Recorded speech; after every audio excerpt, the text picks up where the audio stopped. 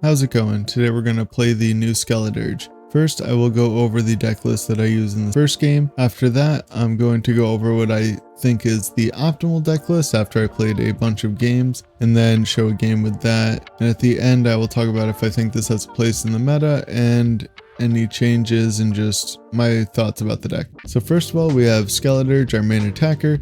It is a stage 2 fire Pokemon with 180 hit points with an attack for fire and colorless that does 60 plus 20 more damage for each bench Pokemon, both yours and your opponents. Now yes, this is the same attack as Palkia V-Star, so it's a pretty good attack. It also has an ability that it can't be affected by effects of attacks. This is just a great ability. We can't be hit by ping damage from Dragapult. Sableye can't finish us off with damage. There's just a bunch of nice bonuses of having that. But the main good thing about this ability is TM Devo will not devolve Skeledirge, so we can candy into him and have no worry. We also have the metal type Skeledirge EX with the ability that if we discard a fire from our hand, our attacks do 60 more damage, so this is great for reaching numbers. We have Luxray to hit lightning weakness against Pidgeot or Lugia decks. Since we are playing reversal energies, we might as well play that. We have Bloodmoon Ursaluna and Radiant Charizard in this version of the list. They both have their own use cases and are both good attackers. Now that's about it for the attacking Pokemon. We have the Cornerstone Ogerpon because it seems like just a good Tera Pokemon to be able to use the Area 0 Stadium. We could also play Terapagos would be a good option since we could actually attack with it, or Pikachu could be good since it can't be one-shot. Now the A-Spec we're playing is the Trolley A-Spec that says that we can just put as many basic Pokemon onto our bench from our deck as we want. It's kind of insane, but I have found that it is a little tricky to get into. We have to start exactly Arven in our hand when we're going second, and I think we want to go first with a deck like this, but with the Trolley going second is pretty good. And the reason that we have to play the Trolley in this list is because there is no Fuecoco with 70 HP or less. They all have 80 or 90 hit points, so we can't use Buddy Poffin, so it kind of makes them hard to get into play. The counter gain is nice. We can just Arven for Vessel counter gain and be able to attack.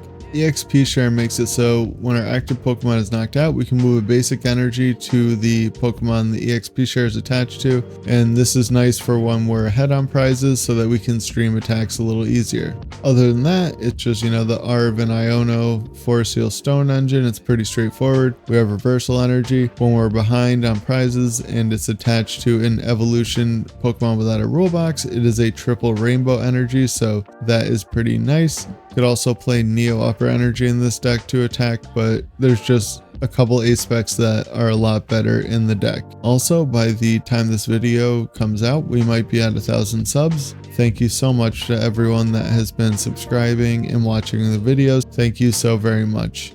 But that is the list. Let's get into the games. Alright, so this first game, there is a Manaphy in the active, which is, I don't know, I find it a little bit strange for the deck that it is, but it kind of makes sense. It is a Terapagos Dusknoir deck. I guess they wanted to protect their bench without using like the Bouffalants. I think if you're worried about Greninja though, Bouffalant probably is the way to go. Now we have a really good hand for, you know, the start of this game. Going second, we can Arven right for the Trolley and just completely fill our bench, which is pretty ideal. We already have Forest in hand, so we can grab all the Fuecocos and Rotom if it's in the deck, and it is. Just checking the prizes here. They're also going to put Area 0 in play for us, which is pretty nice, but it looks like we did prize 2 Fuecocos, which is pretty unfortunate, seeing as like this is one of the only games that I was able to get the turn 1 Trolley, and I still couldn't like fill my bench with Fuecocos. At this point, I figured I was just going to lose the game. All that they need is Candy Dusknoir and a way to retreat and attack my active, and we basically are in a terrible spot.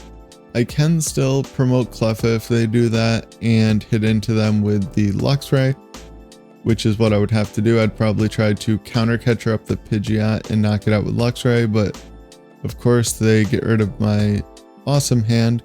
I could have attached the reversal I probably actually should have in hindsight, but I was worried that whatever I attached the reversal to would be what they targeted down with Dusknoir, but looks like they didn't target down anything with it, so it ended up being fine anyway, because I wouldn't want to knock out that Manaphy and just help them get that out of play or help them retreat that. So you know, it all worked out. I just attached the fire and switch into Cleffa so I can draw some cards here.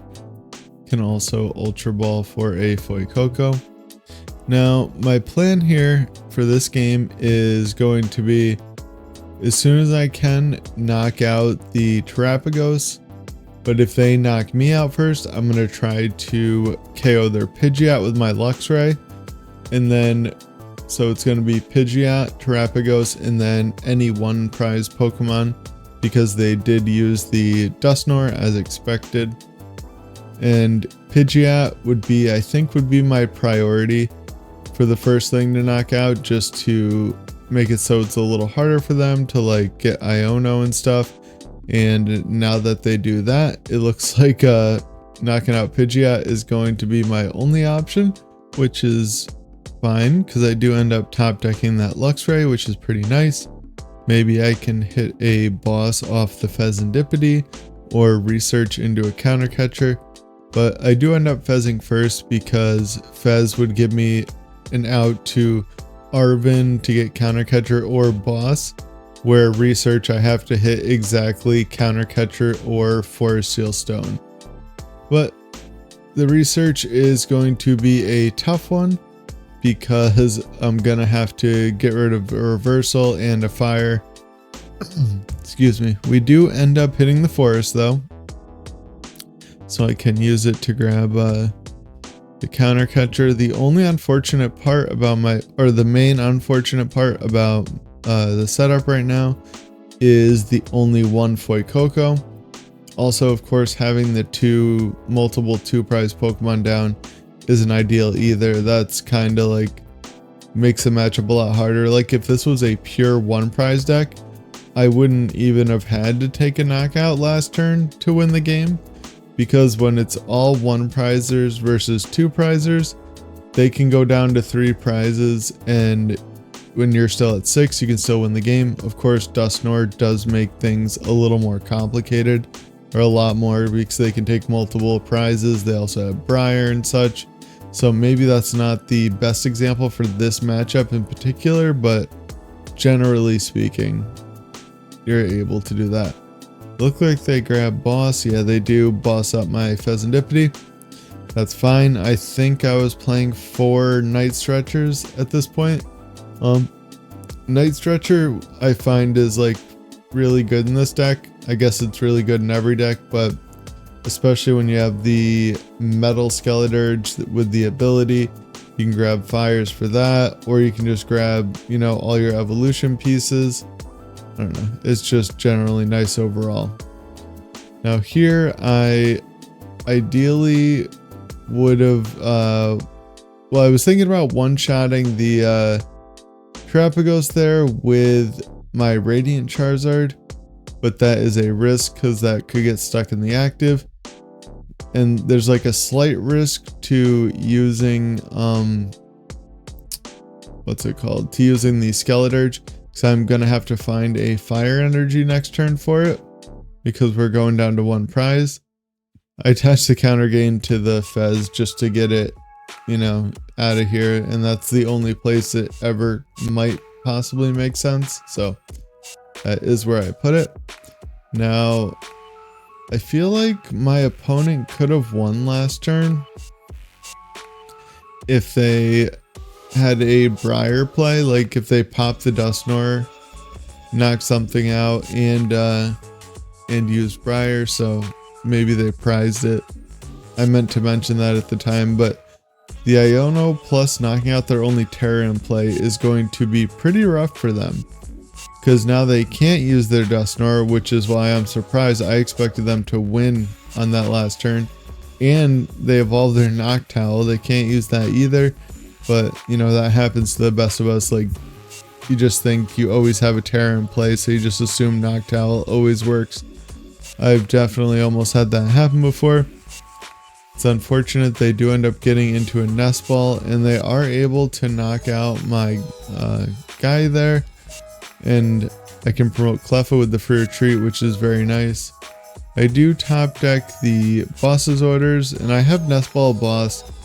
I don't know, sometimes I feel bad, like I want to make them think I at least got it off the Fez. It always feels bad to lose off like Iono to 2 and the 2 cards are Nest Ball boss, so I don't know, maybe I think too much into that, but we do end up taking that one down. Now I think this is the closest that I got to an optimal list for this deck. The main differences are the ace spec is Grand Tree, and there is no Blood Moon Ursaluna, and we also have a 1/1 Bibarel line to try and keep any 2 prizers out of play. And there is no Rotom and Forest Seal Stone. Basically the room had to, come from somewhere. And Artazon and Grand Tree are the stadiums over the Tera stadiums. I was liking this build a lot more with less 2 prize liabilities. It's really just Fezandipiti in this one and Skeledirge, but that does have 330 hit points. And with, full benches, the Skeledirge and Defiance Band, we can knock out Charizard EX even. So even without the stadium, you still have the potential to one-shot everything. But if not, we can always 2-shot. We also added a Colress in this build. It just makes more sense because we can get Artazon to get a basic down and our reversal, or we can get Grand Tree to evolve up to a stage 2. So the Colress is quite good in this deck. I did have 2 Colress and 3 Iono originally, but I found that I was really missing the 4th Iono. But yeah, other than that, everything is very similar. And let's check out a game with this list. So this game we are up against Dragapult. Dragapult has kind of been my arch nemesis with this deck so far, even though it does seem like the deck would have a pretty solid Dragapult matchup since they can't, ping your Skeledirge off the bench, and they also have a hard time knocking out your basics with their 6 damage counters. So I figured it would be good, but it has been pretty rough when they can Turo, and it's hard to one-shot them. But here I am trying to decide if I want to grab a backup Fuecoco or a Bidoof, and I figure this is the only turn that I'm going to have. Probably more than likely it's the only turn I'll be able to actually bench a Bidoof without it immediately getting knocked out. And then Iono, bench a couple more guys, attach the reversal so that I can draw a little extra with Cleffa, and end my turn. Normally I don't like attaching special energies like that ahead of time, but I wanted to draw a little more. And they're also playing a Mimikyu and a Latias EX, so what are the chances that they're playing like a bunch of enhanced hammers or something like that? Probably pretty close to 0. I have not seen a Mimikyu and a Dragapult list in quite a while, so that's a little interesting. It has no effect on Skeledirge because of the ability, so that's kind of nice, and obviously we can just knock it out. Even the Skeledirge EX, the Tera one, can knock it out because it has a shred effect on the attack. It looks like my opponent is getting off to a pretty solid start.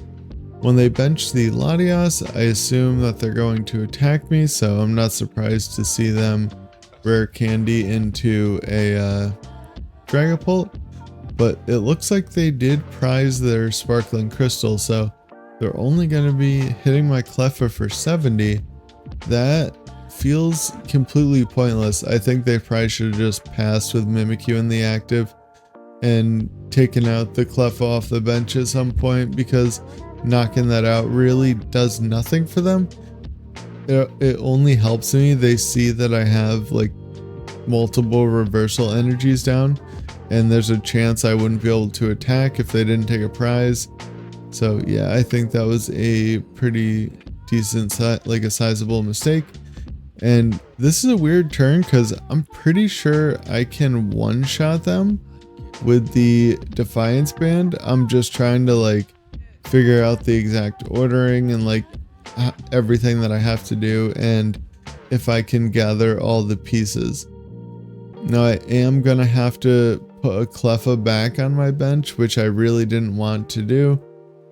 It's not exactly ideal, but you know, one-shotting their only way to attack and play seems pretty good, so I'm gonna go for that.